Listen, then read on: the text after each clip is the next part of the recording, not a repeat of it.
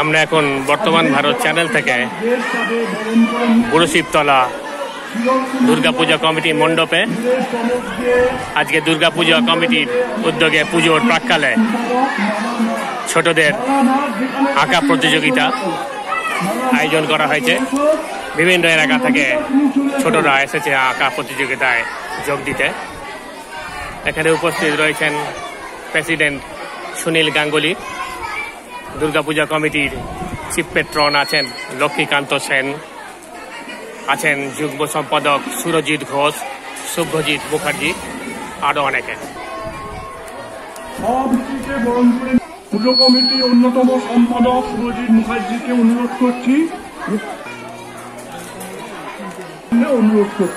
পুজো committee 65-66 বছর বয়স হলো। আমিও পুজোর সঙ্গে বহুদিন জড়িত। সবে থেকে এসছি, আমি একজনকে পেয়েছি, লক্ষ্মীদাকে পেয়েছি।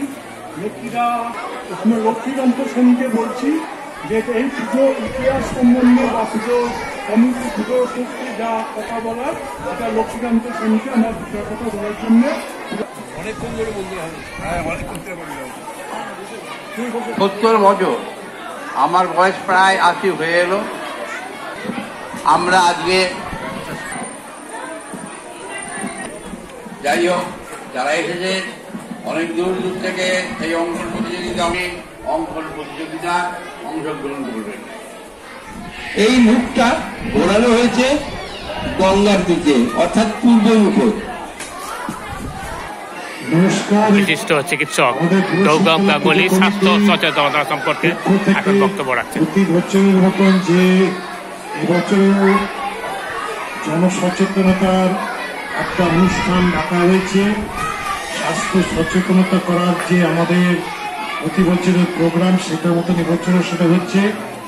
এখানে আমার পাশেই বুড়োশিবতলা পুজো কমিটির সভাপতি আছেন ওর কাকা সুনীল গাঙ্গুলি। তারপরেই আমাদের বয়োজ্যেষ্ঠ পুজো কমিটির সভাপতি ছিলেন তারপর কোষাধ্যক্ষ, অনেক পুরনো ব্যক্তি সজের এখন আমাদের পাড়ার পুজো কমিটির মধ্যে বয়োজ্যেষ্ঠ মানুষ শ্রী লক্ষ্মীকান্ত সেন মহাশয় আছে। আর তার সাথে সাথে আমাদের বর্তমান ভারতের যে প্রধান পৃষ্ঠপোষক এবং এদের যে সম্পাদক, প্রধান সম্পাদক শ্রী সুধর কুন্ডু মহাশয় আছেন, যিনি এই সমস্ত আমাদের সচেতনতার প্রোগ্রামে ওনার কাগজে দেন। এই মিডিয়ার মাধ্যমে যারা আসতে পারেন না তারা অনেক উপকৃত হন। আপনাদের এখানে সামান্য দুটো কথা বলছি, 3 মিনিট আর 2 মিনিটের। প্রথম কথা বলছি, যেটা যেহেতু এটা সমস্ত গার্জেনদের কথা বলছি, যাদের এপিলেপসি আছে তাদের ক্ষেত্রে দুটো কথা, 3 মিনিটের একটা কথা বলছি।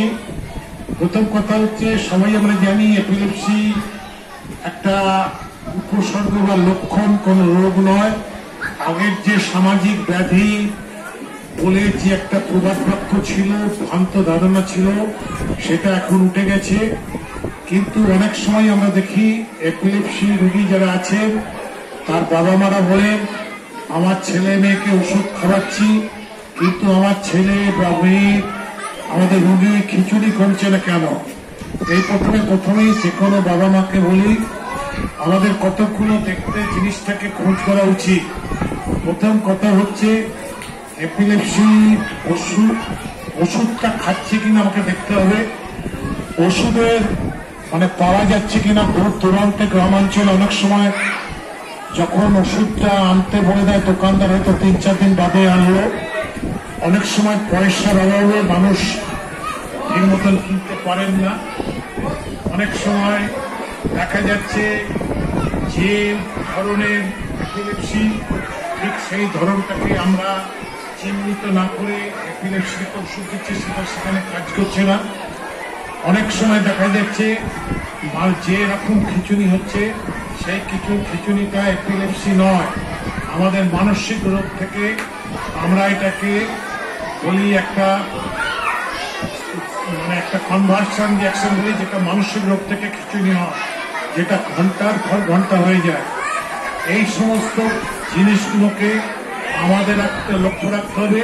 তার সাথে সাথে লক্ষ্য রাখতে হবে আমাদের, যখনই কোনো পিতামাতা বা কোনো অভিভাবক এসে বলে আমার বাড়ির যে ওষুধ খাচ্ছে তার রোগ কমছে না, তখন আমাদের উচিত আবার সেই মানুষটিকে দেখে বা বাচ্চাটাকে দেখে যে এটা সঠিক এপিএফসি কিনা, আমরা ঠিক ডায়াগনোসিস করতে পেরেছি কিনা।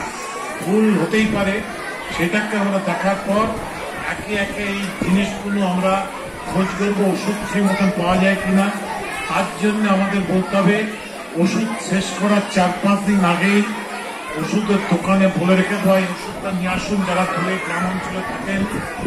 তারপরে দেখতে হবে ওষুধের যদি বেশি দামের অনেক ওষুধের দাম বেড়ে গেছে, সেক্ষেত্রে ডাক্তারবাবুকে বলা যে এত দামি ওষুধ কিনতে পারছি না, কিছু কম দামের ওষুধ আছে কিনা, তাহলে সঠিকভাবে খাওয়ানো।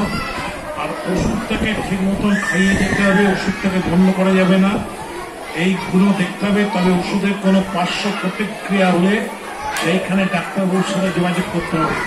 আর একটা শেষ কথা হচ্ছে, এপিলেপসিটা কোনো রোগের লক্ষণ মাত্র, এটার মধ্যে কোনো আত্মা ভর করেছে বা এটা কোনো একটা মানসিক রোগ সেইটা নয়।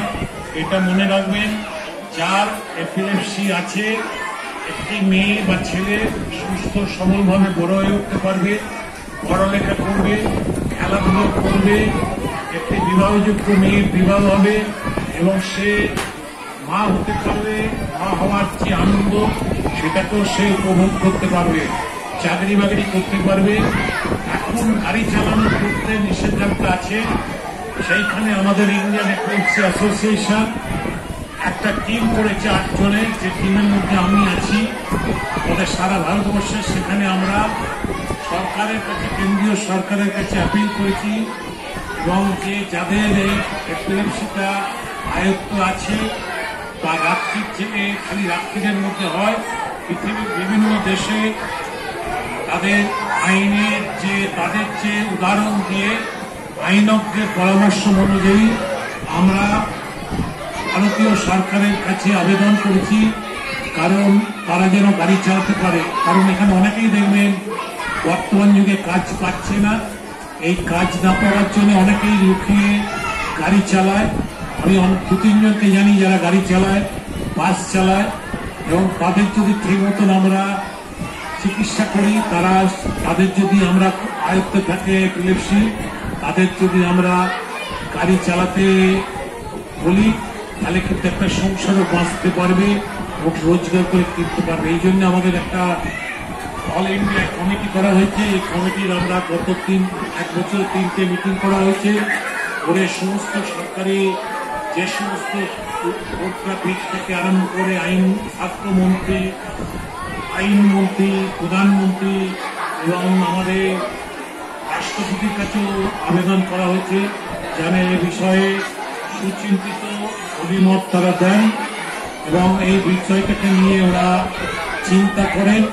এই বর্তমান ভারতবর্ষে এইরকম বেকারত্বের টাইমে তারা যেন লুকিয়ে কাউকে গাড়ি চালাতে না হয়, তারা তাদের এপিলেপসি আছে, কন্ট্রোল আছে, ডাক্তারবাবুদের মতামত অনুযায়ী গাড়িটা চালাতে পারে।